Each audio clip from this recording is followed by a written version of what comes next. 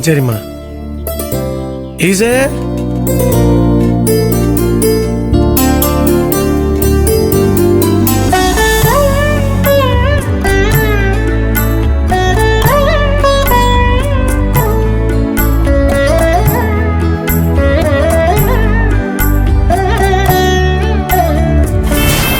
என்னால தாங்க முடியல.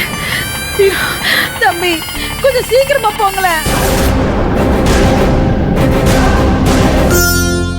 ஈஸ்வரி, சாப்பாடு பரிமாறுறதுக்கு முன்னாடி அபிய பத்தியும் அவ பிறந்த நாளை பத்தியும் குழந்தைங்கிட்ட பேசுமா. சரி மத.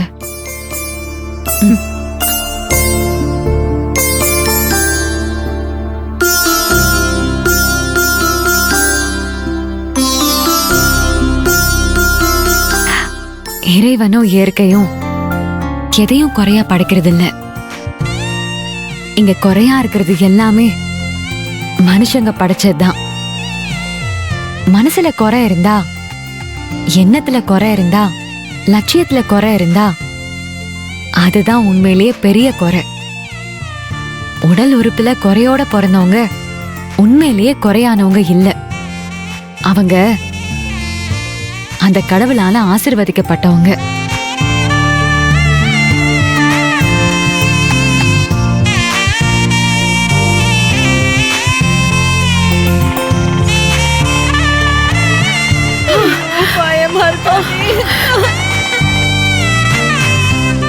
என் அப்பா எப்பவுமே என் தங்கச்சிய பத்தி பெருமையாவும் உயர்வாவும் சொல்லுவாரு.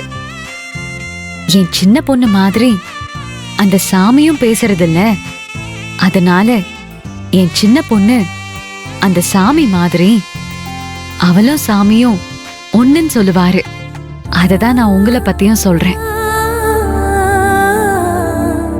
நீங்க எல்லாரும் சாமிங்க.